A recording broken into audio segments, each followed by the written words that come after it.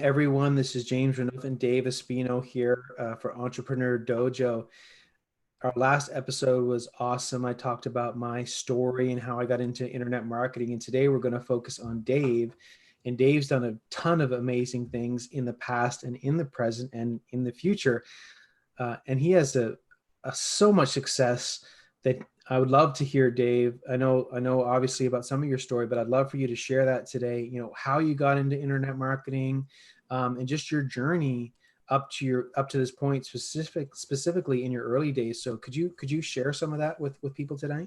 Yeah, absolutely. I'd love to.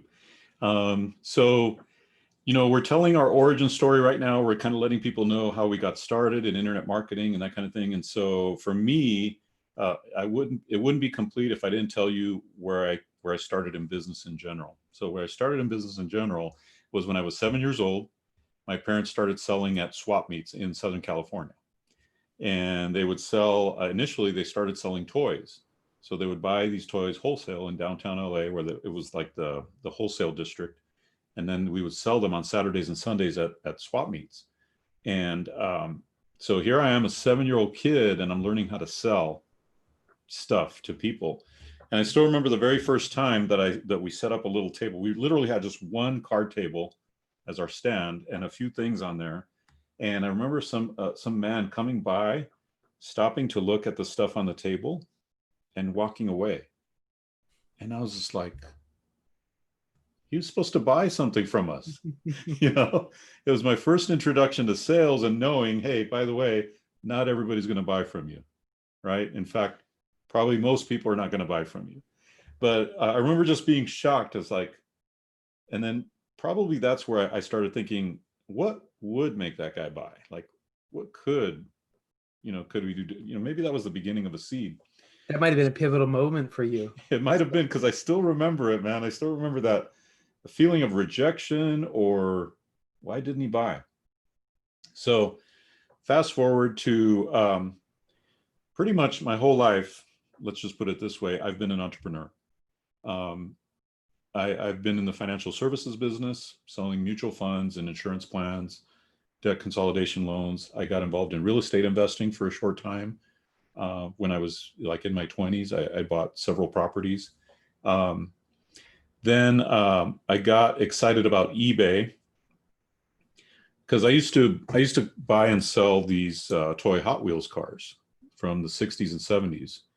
So this car right here is an Olds 442, and it was made in about 1970, 1971. And they become very collectible. So when I was a little kid selling at swap meets, my reward for setting up our stand and doing my work was to go around all the aisles, because they were usually held at drive-in movie theaters, right? Go around all the aisles and look for Hot Wheels cars. And I had my own money because I worked. I was in forced child labor. So, I mean, they didn't call it that back then. That's just a family responsibility, right? But so fast forward, and I'm selling these little toy cars out of an antique mall in Fullerton, California. Every week, I go in, I restock the shelves in my little display case, and every month they give me a check for everything that's sold, minus their rent, minus their commission. And I was happy with that. It was like my hobby. I had a great way to find these Hot Wheels cars. I ran ads, and people would contact me, and I would buy their whole collection, usually a collection of 40, 50, 60 cars, right? And so I would put the ones I didn't want in the case, sell those. I would keep the ones I wanted for my own collection, and I was very happy. So right about 1997, I started hearing this new word that I had never heard before. It was eBay. And a friend would say, I bought this car on eBay. Oh, I got this great deal on eBay. I'm like, what is this eBay thing? Like, it's like some bay? Is it like, what is this? Because I had no computer knowledge at all. I was a complete computer illiterate. Okay. So my friend Joe, he said, Dave, I'll show you eBay. Come over to my office and I'll show you what it is, right? So I went to his office in Long Beach, California, because he had something called the internet back then, 1998. And as soon as he showed me eBay and he showed me all these cars for sale on this website, I'm like, oh man, I got to do this. This is amazing.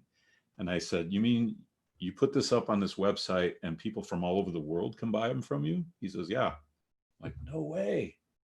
And I just got fired up about the internet. I got fired up about eBay. And my first week selling little Hot Wheels. Oh, before that, little extra story. I had one of my friends sell one of my harder to find cars. It was kind of rare. He sold it for $870 for me on eBay In the 90s. in the 90s. Okay. And I used that $870 to buy a decent computer so I could start my eBay business. Okay. So then my first week, I sold $1,200 worth of Hot Wheels cars on eBay. My first week, second week, so on and so forth. And it just kept building because I already had the way to source these things. I could buy as many collections as I wanted because I just ran more ads. And people my age that still had their cars, they needed money. They wanted to sell their cars. And I'd go and meet with them in Southern California, a pretty populated area. And so when I discovered eBay, that just blew my mind. And in a very short time, I was making 8,000, 10,000. The highest I ever made back then was 15,000 a month selling on eBay. In the 90s. In the 90s. Wow. Yeah. And the thing is, you know, some people knock eBay because they're like, oh, I tried that and it didn't work for me. Well, it's because they didn't choose the right product to sell. If you know how to find high demand products, and by the way, I just made it my mission to learn that, right? High demand products, that's what eBay is for. It's for high demand products. And so I kept running ads. Eventually, I built a little website and got search engine optimization. And then people started contacting me with their collections. And I still, to this day, I still buy collections and I still resell, keep the ones I want, sell the rest. And to this day, I've been doing that. But yeah, so right at that moment when I got excited about selling these little cars on eBay, I also got excited about the promise of the internet. I got excited about internet marketing. And I bought a book. You know what? I should have had it here. Maybe I'll bring it tomorrow's episode. I'll show you this book. I bought this book and it has the date 1997 on it. And it was something about internet marketing on the internet or whatever. And it's just like, I'm reading this thing like, can this be true? Can this be real? Like, can I really tap into all these people that are online looking for something, right? And it was a total dream. And then I found this guy named Corey Rudel. Now, Corey Rudel, he was like the original, I guess, internet marketing guru, one of the first internet marketing gurus that came out with something. And he had success. He sold over $1 million of his book, Car Secrets Revealed. All about how not to get ripped off by mechanics, how not to get ripped off by car dealers, all that kind of thing. All these little tips and tricks around cars. He sold over $1 million worth of that. And then he created this course. Now, the course back in 1998, 1999, we didn't have YouTube. We didn't have Google. Google didn't exist yet, guys. YouTube didn't exist. All we had was Yahoo. And he came out with this course that was 2 binders about this thick of content about how to start a business on the internet. It was, each binder, I think, was like 400 pages. And it was three ring binders, photocopied paper in there, you know, like just telling you all the things that he had done in his business, in his young business. I poured through that like crazy. I was just like, this is amazing. Did you buy it, or did I bought it. Oh yeah, okay. I think it was like $250 or $400. It was not cheap, you know, back then. And I bought it because I'm like, this guy's made $1 million on the internet doing what he's going to teach me. I'm in, right? So the main things that I learned was the importance of having an email list, the importance of having upsells. Wow, back then. Yeah, back then, yeah. The importance of writing articles. The more articles you wrote back then, and you posted them on these article directories, the more people would put your articles on their website. And at the end of the article would have a little resource box. Dave Espino is the author of beyond eBay. To get your free copy or free whatever, click this link. And that's how we promoted, that's how we drove traffic back then, was writing articles. Just write articles, because there was no video, there was no audio on the internet, there was no software really. It was just content, it was just articles. So then there was a little break, or a decent, good sized break, where, oh, well, anyway, what I did was I followed Corey's stuff, right? It took me a month to learn how to build a website. Okay. Because I was not techie, man. Sure. I'm still not real technical. And it was hard back then. It was really hard. Now, granted, I had a tool called Microsoft Front Page, which was a little bit easier than doing it, hand coding, but still trying to understand this stuff. Like, what the heck is HTML? What's a hyperlink? How do I hyperlink some text? How do I do this stuff, right? It took me a month. And I had my website. I had my one-page sales copy about my book. And my book was going to be called Beyond eBay. And it was a little strategy I had learned on how you could actually kind of hack. Back then, and even today, eBay did not allow us to get our customers' email addresses. They still don't allow us to get our customers' email addresses, right? It's all got to be internal communications. Right. And so I had figured out a way to get my customers' email addresses onto an email list, a Weber email list. And then once I had that, I had 1,600 people that had bought from me, that I could then email and say, hey, I got 50 cars on my website. Go get them. Wow. That's huge. Yeah. Yeah. It was huge, because instead of waiting 7 days for my 50 cars to sell, I sold out in 2 days. So I sent an email. I said, and what I do is on my website, I have here's the car, here's a description, and here's a PayPal button. And so people would run over there, they'd buy them super quick, because they don't want their friend to get it before they get it, right? So it's a competition and a demand thing. They'd eat them all up, man. And so then I was able to turn over my money quicker, right? You're using eBay almost as a lead source. Exactly. Yeah. And it was amazing. So I called this Beyond eBay because, hey, you could go sell on eBay and you could wait 7 days to get paid. And you could not have their email addresses, and you could deal with eBay's rules, guidelines, and restrictions, which was very, very tough restrictions, or build a list from that, sell on your website, sell out in 2 days instead of 7 days, have no rules, no guidelines, you do it yourself, right? That's still good. That's still good information for today. For today, right? We should do a product on that, James. Absolutely, totally, because they still don't let you get the email address, right? And so bottom line is, when I did that, I dramatically increased my sales, because I increased the number of times I could flip my money, right? Turn my money and buy more collections, sell them faster, and so on. And it just blew up. So a year into marketing my book, actually about half a year in, I noticed I was getting this email newsletter from a company called Superseller, and they were catering to eBay and e-commerce sellers. And I noticed that they said in their masthead, they said, our newsletter is going out to 60,000 subscribers. And I'm like, wow, I wish I could have a 60,000 subscriber list, right? Because I knew from Corey's training how important that was to have an email list. I noticed a couple times that a lot of times their email was nice and full, had plenty of content. And then other times it was lacking content. It was like one article and then that was it. So I'm like, I wonder if they'd be interested in me writing articles for them. So I emailed them.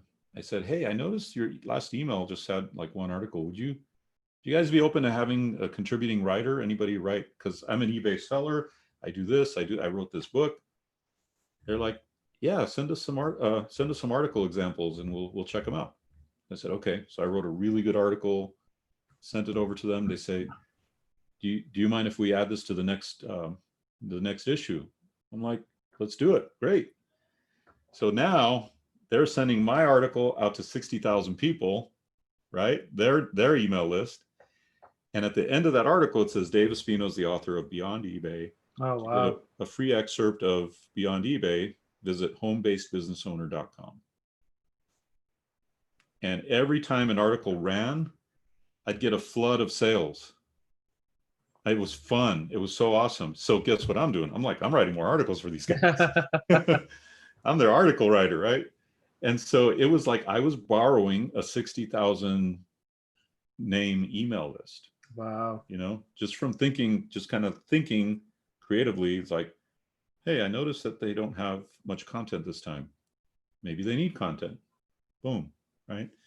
So a year into this journey of creating my ebook, writing it, promoting it, I got it to like 3,000 a month in ongoing monthly income. And that was the sale of the book, upsells, and affiliate commissions from things that I recommended. And 1 year in, I get an email from an infomercial company, and they say, we're producing an infomercial about how to sell on eBay. And I'm like, I put my marketing cap on and I said, I need to get their attention, right? What's the first thing in a sales page? Grab their attention with a headline. Sure. So my next subject line back to them when I replied was, I'm the person you're looking for. Now, Wow. it might seem like I was being gutsy, but I wanted to be bold, but I also wanted to let them know, I know who's out there right now. I know who my competition is. And I don't think they have the entrepreneurial experience. I don't think they have the public speaking experience, because I'd spoken in public quite a bit.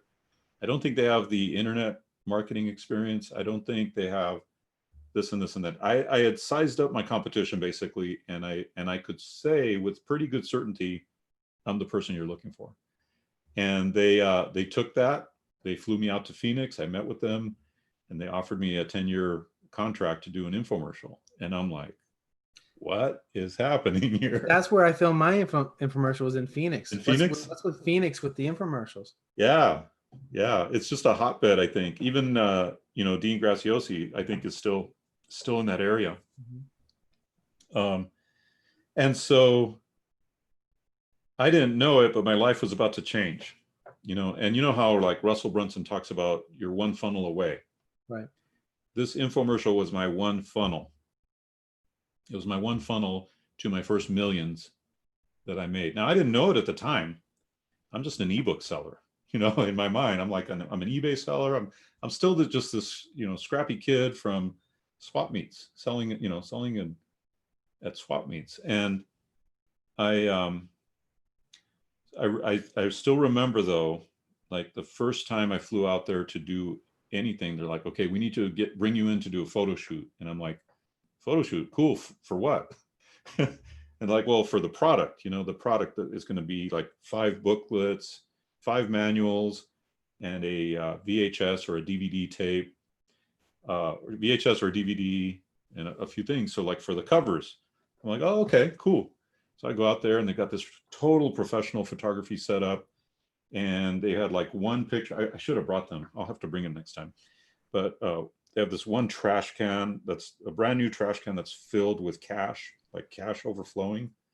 And then this other side where I'm just pointing to all this trash, and they said how to turn trash into cash.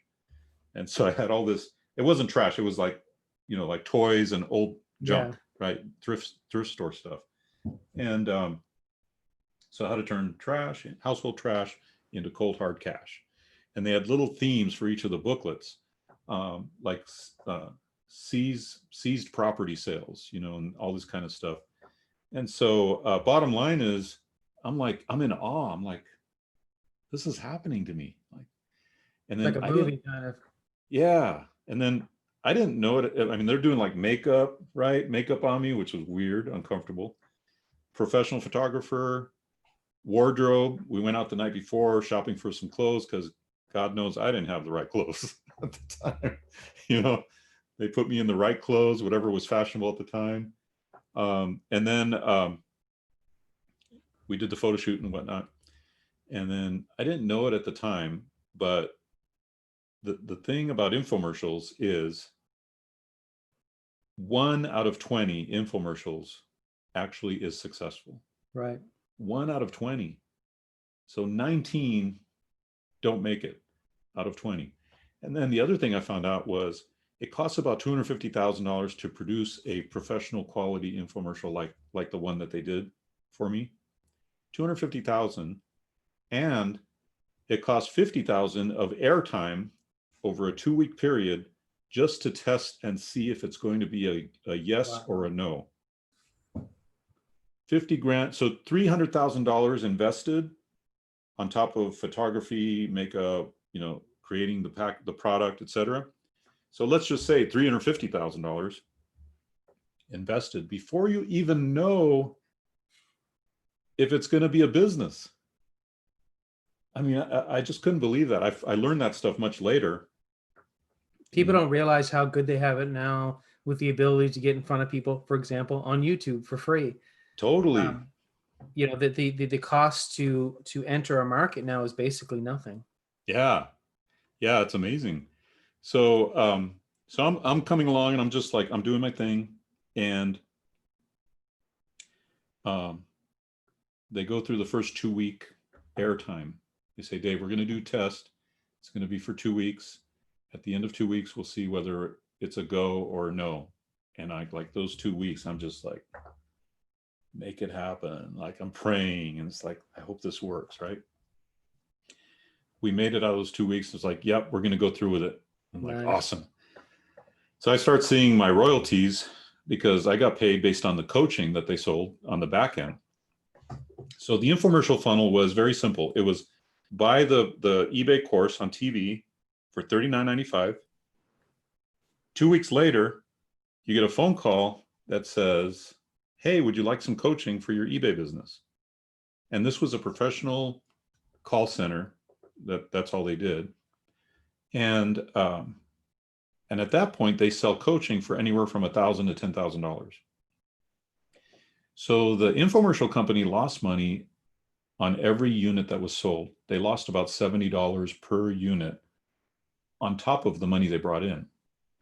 So they probably brought in a total of like $130 per unit. I'm sorry, they probably brought in about $70 per unit.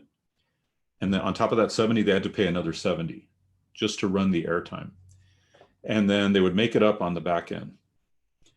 So I started seeing my royalties come in. My first royalty check was like $3,000. And then it was $5,000, and then $8,000, and then $10,000, and then $15,000, and then $20,000, and then $30,000, $34,000, $40,000, $50,000. And I'm just like, I could not believe it. I just could not believe these checks. And they actually cashed, right? Right. And then we switched to wire transfers, and that was awesome too, but not quite as fun as holding a check in your hand. And it was just mind-boggling that, I came out of humble means. I mean, like I said, my parents had to start. They didn't have to, but they decided to start a business. Thank goodness. As humble as it was, they were blue-collar workers. I mean, my dad was a welder.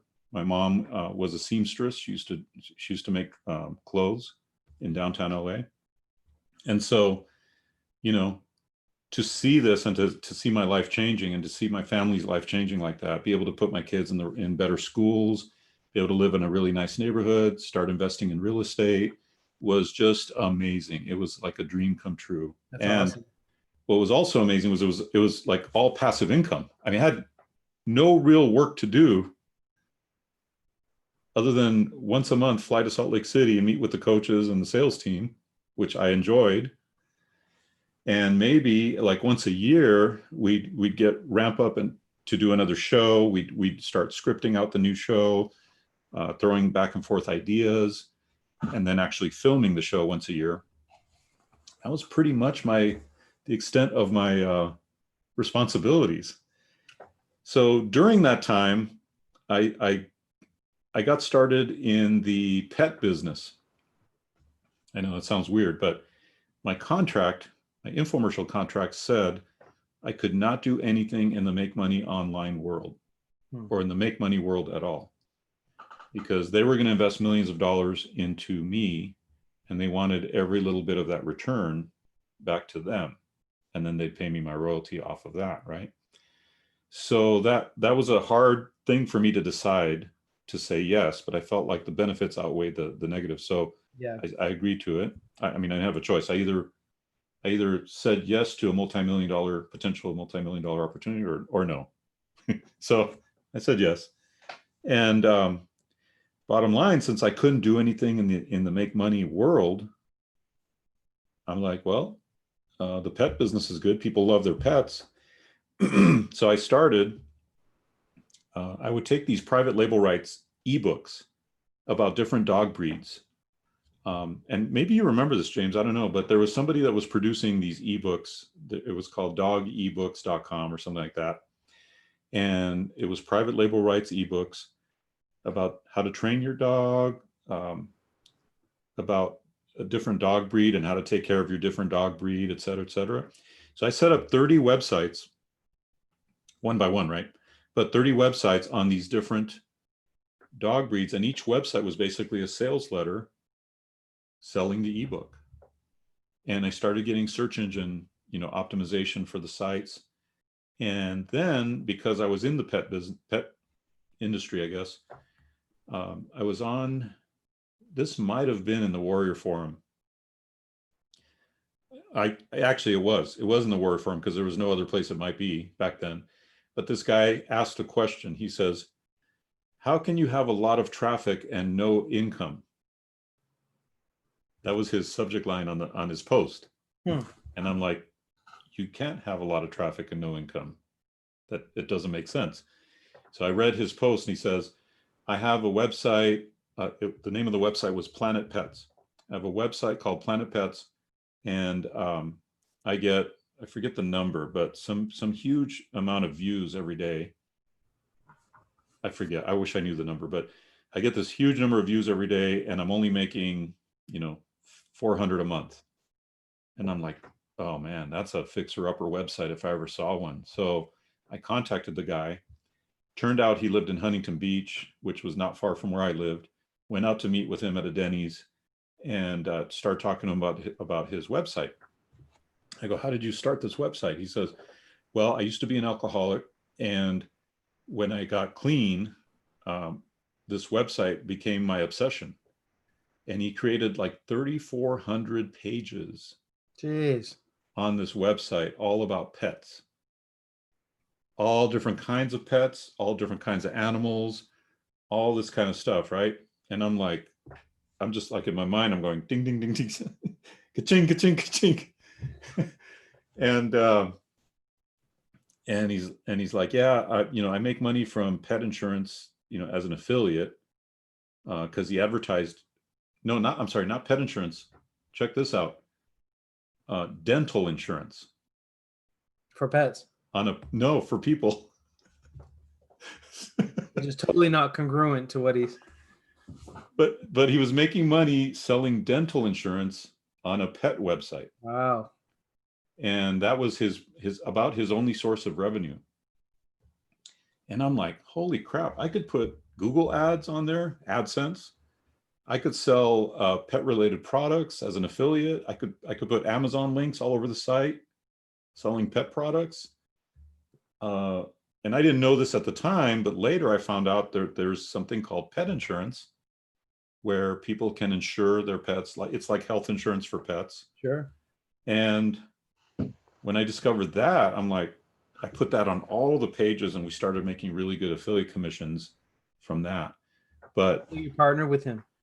No, I bought the website. Oh. I bought it. I think I bought it for $17,000, and he was happy. I was happy because I had a fixer-upper project on my hand. I had a rehab, like a property that all it needed was to add monetization, fix a few things, update the look of the site, that kind of thing. By the way, that was a big project in itself. I mean, 3,400 pages, that is a huge project.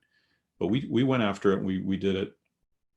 And the pet insurance alone, I don't remember the exact number, but I think that was making us about $2,000 a month just from the pet insurance sales.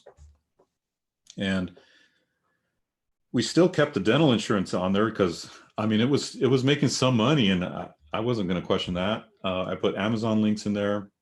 So the way I learned internet marketing, really, it's, I mean, this is going to sound kind of funny, James, but yeah, creating my first website, selling beyond eBay, um, and then in the pet business. That's where I really That's learned. awesome. Yeah, that's right. Because when I had that first taste of the excitement of the internet with the Corey Rudel course, I'm like, I'm all in, man. I love this idea. I love this idea of making a passive income or an ongoing income or whatever off of the internet. And then the infomercial opportunity came along, and it sent me in a different way because I couldn't make money online. So I'm doing these websites, these ebook websites. That was making me money too. So I'm making money from the ebook websites, the 30 websites there. But here's the thing. I fell in love with internet marketing. So for me, it was my passion. Like, people watch the NFL, or they watch hockey, or they watch basketball, right? Or they go out to, socialize with friends. That's their thing. Or they like a certain sport. That's their thing. My thing is, and always has been, internet marketing. From the day I discovered it, I've been passionate about it. I love it. Yes, I I can't agree. wait to do it. Same with you, right? Yep. Yeah. Yeah. It's like, I think of it as a game that when you win the game, you make money, or as a puzzle that when you figure the puzzle out, you make money. It's very rewarding in that sense. And so all pretty much from day one, 1998, when I started selling on eBay, I've been a student of internet marketing and just dove in. I can't even tell you how many courses, how many books I've bought. Bought a lot of yours before we became friends, and how much I've learned about this stuff, and how it's just a passion of mine to see. Probably goes back to that time when that man walked to our stand and didn't buy, and going back and thinking, what would make somebody buy? What does make somebody buy? What is that art of persuasion online that can help people to say yes to something that will be good for them, right? I don't want to sell anything to someone that it won't be good for them. It's got to be good. It's got to be ethical. It's got to be right for them. But what is that little tweak, or what can I do to make sure that the right people buy the product? So that was kind of my baptism, in internet marketing, like in the real world, working on real websites and really making them make money and that kind of thing. Then I created a website called petinsuranceinformation.com. When we started making really good money with pet insurance on the Planet Pet site, I'm like, well, heck, why don't I just create a review site? Now, back then, and you probably remember this, but there were these websites where they reviewed all the different web hosting companies, right? They're still out there too. They're still out there. And it's like the top 10 web hosting companies, but every single one of those is an affiliate link. Sure. I'm like, hey, that's pretty smart. I'm going to do that for pet insurance. So I did that. It's called petinsuranceinformation.com. And I got search engine traffic, and I also linked to it from Planet Pets. And it had like 6 or 7, basically any pet insurance company had an affiliate program. It had those listed. I think I forget who I had somebody research every policy so that we had a grid, and it said, here's the deductible, here's the premium, here's the coverage, blah, blah, blah, all the details. So somebody could easily come to the site, see which one made sense for them, and buy it. And we made a ton of commissions from that. In fact, I was, for veterinary pet insurance, which is the #1 pet insurance company, I was one of their top affiliates back then, just consistently bringing in income from that. And all the other ones too, they love me as well, because we're just sending them traffic, sending them sales, and so on. So I learned a lot from that. And then, like all good things come to an end, the infomercial lasted for 11 years, which was unbelievable. That's up there. I mean, for Yeah, one subject, that's incredible. It's got to yeah. be up there. It's One of the definitely one of the longest running business opportunity infomercials, I think, in history. I mean, Carlton Sheets is probably the number one. right. He did real estate forever, probably 20 some years. Maybe Robert Allen. Dean Graziosi has been on forever, but I think he had different, like two or three different campaigns. Sure. Um, but that was amazing. And then in 2008, the Great Recession hit, and right after that, a couple years after that, 2010 is when it all came crashing down for me. And so uh, what happened was when the Great Recession hit, credit dried up. When credit dried up, nobody could afford to put coaching on their credit card. So our business dried up. And so I started seeing my royalty checks going the opposite way. 40,000, 30,000, 20,000. Keep thinking we might, maybe, we can do a Right. bounce. It never happened. It just went. So for a long time, I was at my minimum floor, which was 10,000 a month, which I know sounds, poor me, right? But when you've got overhead of 20 or whatever, it is poor you. Um, and don't get me wrong. I mean, we invested and spent our money very wisely. I mean, I had an office, but we had a house and we invested in real estate. But when everything's going like this, it's hard to catch up. So one day, I'm like, man, can't wait till we get that $10,000 wire transfer. And then that day came and went. We didn't get it. And I'm calling up the producer. I'm like, hey, didn't get the wire transfer today. Uh-oh. And he goes, Dave, we're not going to be able to pay you. We're done. Like, we can't. That's it. We have to shut down. And I was furious, man, because we'd always been on great terms. Everything had been great, but they just didn't give me any kind of warning at all. Right. Like, no warning. It's just like that day that I'm expecting $10,000 and we probably needed 15, no money. And I'm like, That's tough. I had no other way to make 10 or 15,000 a month, right? There was that was a huge opportunity. Yeah, I could do my eBay business, but to ramp it back up was just, it was hard.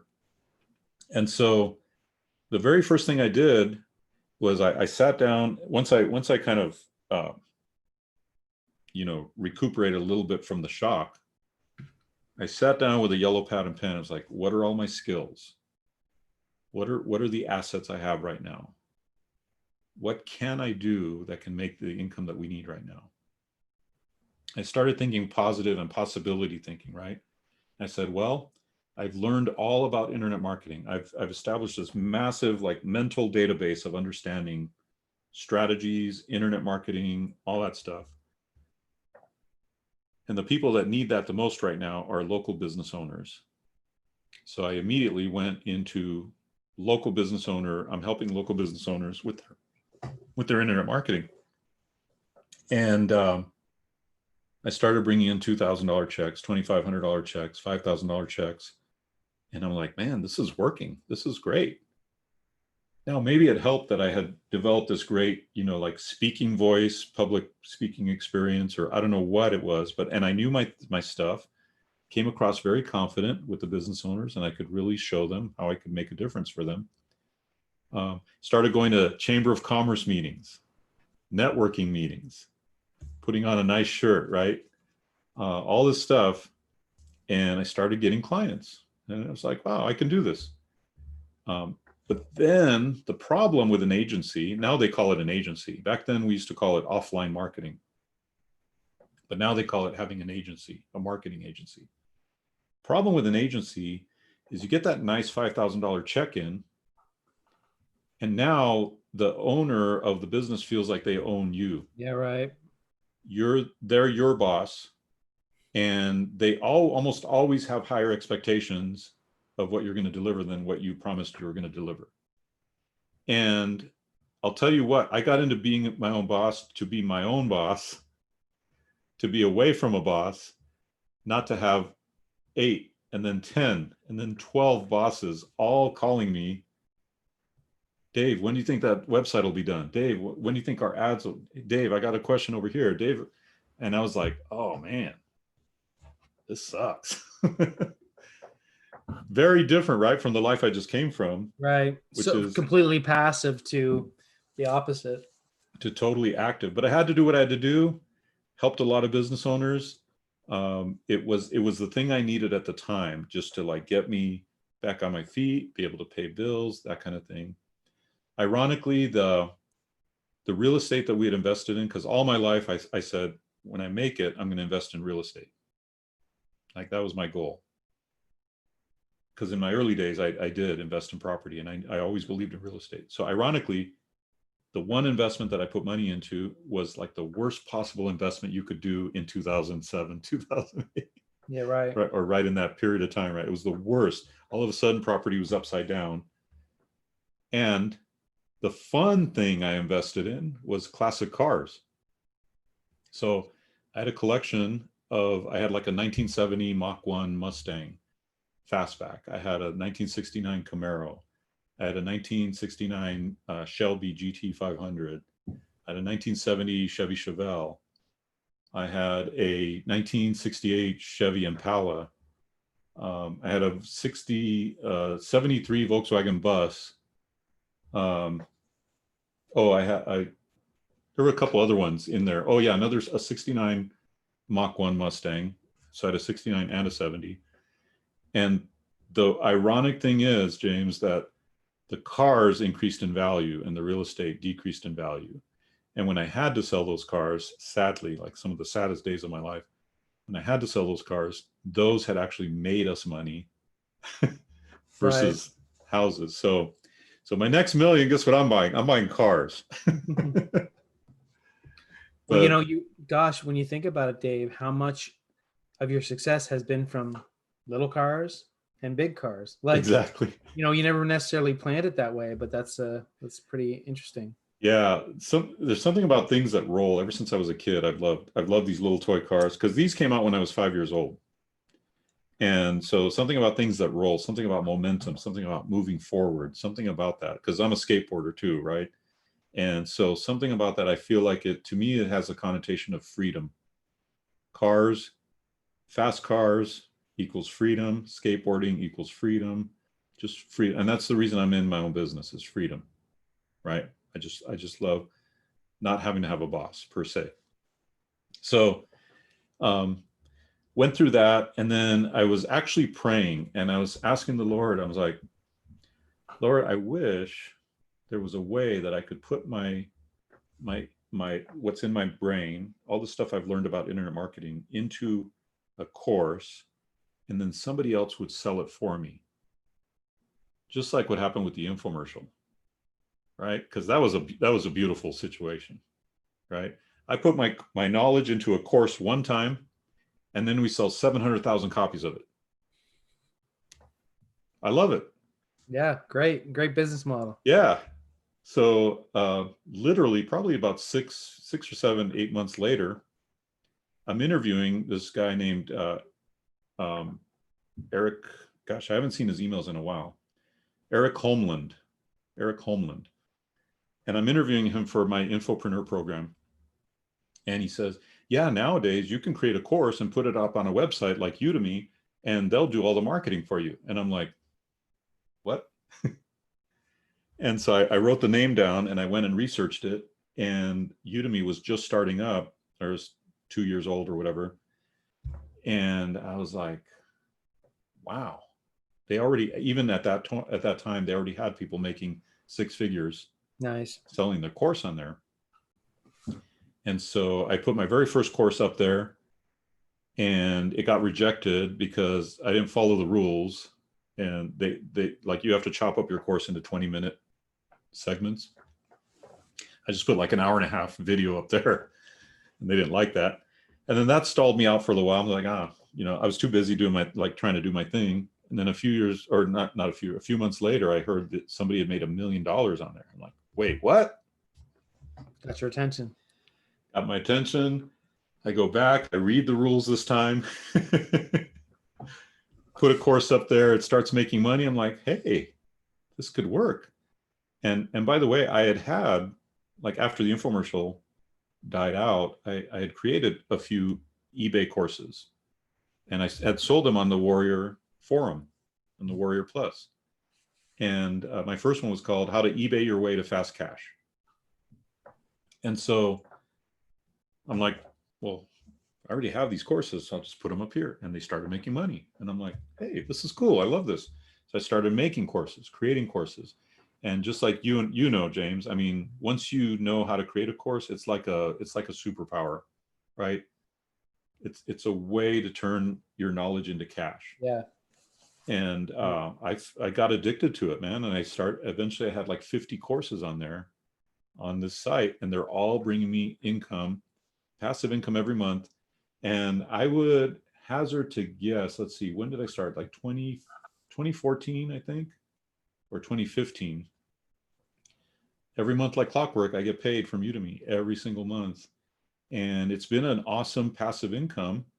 And then these other upstarts start popping up. Skillshare, Skill Success, Amazing.com, Coursera, Lynda.com, Learningly, CyberU, all these other online course platforms start popping up. And because Udemy doesn't require exclusivity, I just put the same courses on this platform and on that platform and on that platform. And now I've got income streams coming from all these different platforms. And it's awesome. It's almost as... Well, that's something you said. I didn't know that. I assumed if you had it on Udemy that you had to have it there. That's interesting to me. Yeah, it's not exclusive. You can put them on Oh. other sites. Yeah. So anyway, long story short is I've got multiple different, not checks anymore, but they're all going into my PayPal account, most of them, or my bank account, coming in from all these different sources. So one course can be on as many as a dozen different platforms, and it's all passive income. And I love that. But as much as I love that, there's an even better opportunity. And that's to create, instead of making these small, like snack size courses, make a bigger, more robust, comprehensive course, add a little bit of coaching in there, even if it's group coaching. Now you can charge $500 or $1,000 or $2,500. And now you can really make it worth your time. It's really, really in the end, and you know this, obviously, it's the value. At this point, it's not so much pricing anymore as it's, are you giving the value, and also is the customer believing or understanding that they're getting that value to pay whatever the price is. So sometimes it's easier to charge something for $1,000 than it is $10. Because again, the value is there. Again, either because of how you marketed it or sold it or what have you. But some people just feel like they need to go lower prices for whatever reason. That's their mindset. But oftentimes the higher price course is going to bring you a lot more money. Absolutely. Yeah, there's pros and cons to both. You can either take the volume approach or the high ticket approach. And I'm enjoying the volume approach, but it's not my favorite because I don't like selling my knowledge for that low. I don't like giving it away, so to speak. So I want to... Sorry, Dave. Yeah. Just one more point is that, I have great customers at any price point, but I find that, and I find it kind of ironic, but the more that I sell a course for, the higher cost, I tend to have a better experience support wise. I have less support. I have better customers. It's something about that. So in my experience, and I do all price points, but to me, the higher the price point, typically, the better experience customer support wise. Yeah. I've experienced the same thing. The more you charge, the better customer, meaning they're going to be more self-directed. They're going to do their own thing. They're not going to require as much help or as much support. And they're not even going to complain that much either. And so those are better customers generally. So that brings us kind of up to date, other than the fact that For about the last year, I've been a coach for ClickFunnels. And ClickFunnels is a program. It's a software that allows you to drag and drop, easily create sales pages for your stuff on the internet and sales funnels. And that's been an amazing experience to be able to coach. What I do is I coach members of their high ticket coaching program called the 2 Comma Club X program. And these are people who are investing a lot of money monthly to be in this program. And they are the most serious, focused, the most get after it people that I've met. I mean, I thought I was pretty gung-ho and pretty serious about this stuff, but these people are serious and they're focused. And it's amazing to be able to work with them where you coach them to do something and they do it. They're not like me. I wasn't Imagine even reading. that. Yeah, I wasn't reading the instructions over on this website, right? But they're like, yes, okay, Dave, I'll go do it. And then you go see it, and then they do it. And it's like, wow. And then they get results because they're so coachable, And I think that sometimes, James, like we've had a conversation like this, sometimes those of us who've been around a while, we're OGs. Great. We can maybe put that feather in our cap that we've been here a while, but we also can tend to be a little either jaded or a little, what's the word? Like been there, done that, Right. where we maybe don't believe as much because Well, we've we been kind of through. sometimes I feel that because I surround myself so much in the marketing world, it's all around me all the time. It's like I have this perception that oh, everybody knows this kind of stuff, Exactly. and they don't. I mean, Yep. some do. Everybody has different levels, but my point is there's a big opportunity for anybody to share information, no matter where they are, with any niche or any level, because there's always someone that is below you per se in terms of their progress on their journey. Yeah. Um, Yeah, it's amazing. And so to me, that's been very fulfilling. It's really fulfilling to coach people at a high level like this. And it's really an honor for me that they chose me as one of their coaches, because there's only 4 of us coaches that are coaching. Well, each of us is kind of in charge of about 100 people. And so there's only 4 of us that are coaching at this very high level. And so I feel very, very honored that they chose me as one of those people. And there's some other exciting opportunities coming along down the road that we'll talk about maybe in another episode. But it's been an amazing run just to be able to do this and to be able to coach at a high level. well, So I think you're being very humble too, Dave, when you say that you're honored that they hired you, but I think they're also very lucky to have you because of your experience and what you bring to the table. So I think it's a win-win. thanks, man. I appreciate that. Sometimes it's just like you just said, sometimes we're so in it, we don't realize maybe how far we've come. Yeah. We're so in our journey that we don't realize, oh yeah, maybe I do have a lot to offer. Maybe there is some value there, but here's the other thing, James, like really being really transparent about this.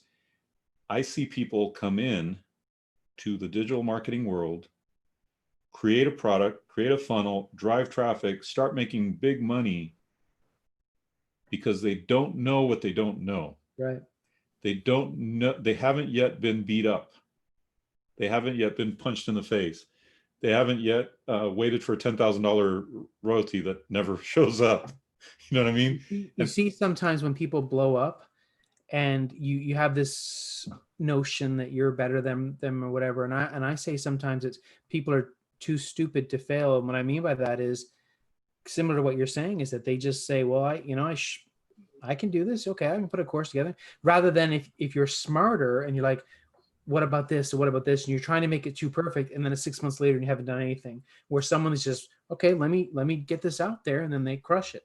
Exactly. And it's funny because today I was coaching, and I was kind of on a little bit of a rant. I was talking about like how important it is to have the mindset, right? And I said this phrase, and I just like, it stuck with me, and I wrote it down. I said, fortune favors action. And I thought, just in 3 words, if an entrepreneur could embody that, if you as an entrepreneur can go every day, just remind yourself, fortune favors action. Fortune does not favor perfection. Fortune does not favor taking a long time trying to figure something out. Fortune does not favor you getting hyper educated about a topic. fortune favors action. And so the people that take action, as imperfect as it may be, I was just about to say that that's the key word. I was going to say fortune favors imperfect action. imperfect action. You could add a lot of things to it, because the other thing I thought about was focused action. Fortune favors focused action, right? So imperfect action, focused action, fortune favors that. That's The true. good things that have come in my life have come because I took action. Sometimes a lot of action. Sometimes a lot of action over a long period of time. And then somewhere, ding, ding, ding, you get the payoff. And to me, that's such a valuable lesson, right? Because I feel like a lot of younger people nowadays, because everything is instant in their world, like they can order something on Amazon, get it tomorrow, or they can go online and find a date, or they, like everything is fast, instant, right? I feel like a lot of younger people today, they if they don't have success immediately, they're all distraught and depressed and like, who am I? Like, how can I make this happen? And I think that the bottom line is there's a lot to be said for paying your dues. There's a lot to be said for, over the course of time, sticking with it. Yeah. Like, think about this, James. Like, how many people have you and I seen come into the game and leave the game? Sure. The internet marketing game, right? I mean, sometimes all you have to do is outlast people. That's the worst. That's like the worst case scenario, right? I just have to outlast people. That's the worst case. The better case is I have to take action every day, be consistent with taking action, because action is what's going to get me to that success point. Well, I know that I was making a series of products on one platform, and I felt that I was known in that community and so on. And then I had this one product that really took off, and I kind of stayed away from that platform. Came back about 6 months later, and it's like, who are you? I mean, seriously, who are you? And really? I thought I was the big dog on campus, big man on campus, and that's the thing. If you're not in it, it's, you have a lot of ego, but if you're not in it, it's okay. Someone else ready to take your place. I heard an interview one time with the head of UFC, Dana White, and they would come at him and say something like, well, what happens if this fighter gets injured because this fighter's really hot or whatever, or what's going to happen to your company? He's like, look, there's always fights to be made. It doesn't matter. And that's the same thing in terms of marketing in a business. If you're not there and you do something else, there's someone right there behind you. And I think you have to have that mentality in a good way to know that there's someone always working hard at whatever it is you're trying to do. Yeah. Always stay hungry. Always stay hungry. Always stay in action. I think that's the key. So I didn't expect this to go this long, but I wanted to share my story, and I figured, since this is only our second episode, I figured, why not like lay it all out and kind of tell the story, because we can always point back to the story. And yeah, I didn't know all these things about you, Dave. I knew some of it, but I didn't know all of it. But that's what an amazing journey you had. I think there's a lot of positive things to take from this, and stuff that you were doing, 20 years ago, I mean, resonated with me right now in terms of upsells and all these types of things that are that people are kind of just really getting into now. Like, the last few years, people have been really thinking about upsells and so on, even though it's been around for a long time. Exactly. And that was an awesome story, even though it's your reality. Yeah, it's been amazing. I kind of think of myself as the Forrest Gump of the internet marketing world. Had all these different experiences all along the way, and just kind of weird. But one of these days, James, in one of these episodes, I think it would be cool.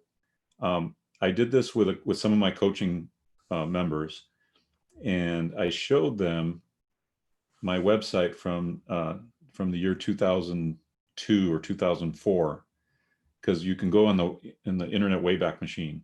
Yeah, right. And I showed them this website, and man, it looks janky compared to nowadays, right? It looks so dated. But I showed them, hey, here's my, excuse me, here's my big bold headline at the top. Here's a picture of me, because every website on there had the picture of the guru right there. Right. And I said, my wife took this picture of me in the backyard. And I said, just aim it up so we have the sky as the background, all this stuff, right? And then here's my sales copy. And I read through some of the sales copy and it's like, wow, this is still pretty good sales copy. And then here's my ebook cover. And here's the page. When you clicked on it to buy, it took you to a page that gave you three options. The main thing that they bought, that they decided yes to, and then 2 upsells. And I even had, check this out. You'll laugh at this, James. I even had, don't want to pay with credit card? Send us a check or money order. Wow. Wow. People would probably still take you up on that today. Yeah, because old school. back then, we're talking 1998, people were still very hesitant to put their credit card information on a website. Yeah. And I read that somewhere. It might have been in a newsletter or something. I think it might have been in Corey Rudel's email newsletter. People were still hesitant to put credit cards on websites.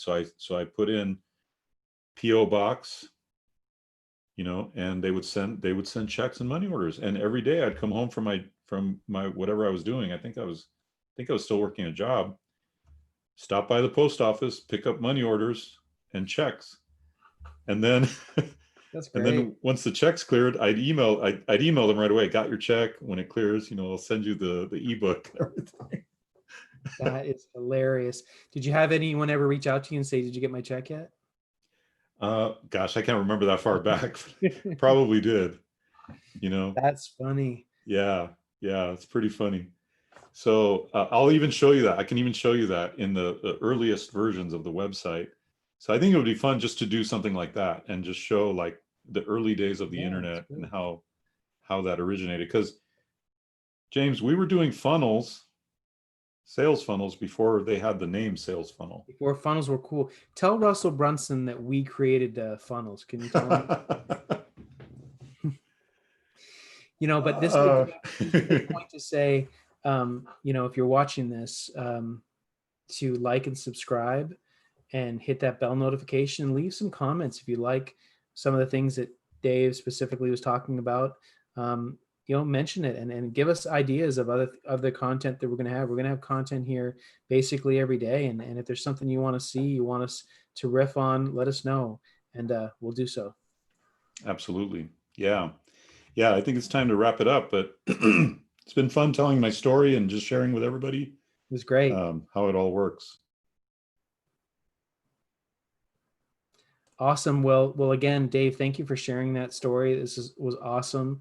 I learned a lot today. I'm sure anyone that's listening learned a lot.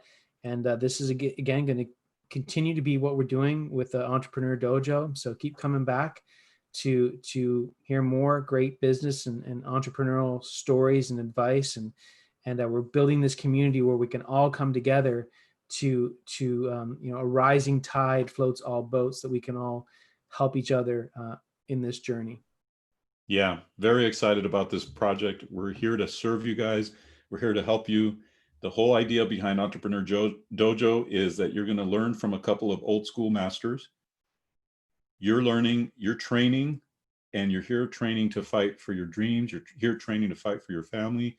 You're here training to fight for your future. So let's get after it, man. Let's get after it together, because you can never underestimate the heart of a champion.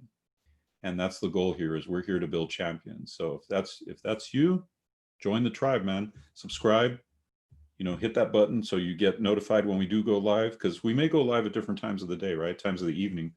And yeah, comment. We want to hear what you'd like to see and what would you like to learn more about. Like if there's something in my story or in James's story yesterday that you want to know more about, we're here for that. We're here to do that. So yeah. Look forward to seeing you all tomorrow as well. And we're going to just be bringing you hot new stuff every single day. And as we get more into this, we're going to be bringing like the hottest, newest strategies, because that's what James and I are all about. We love getting that hot new hack or that hot new strategy. We're going to be bringing that stuff to you as well. So stay tuned, man. It's only going to get better. We'll see you all. See you later.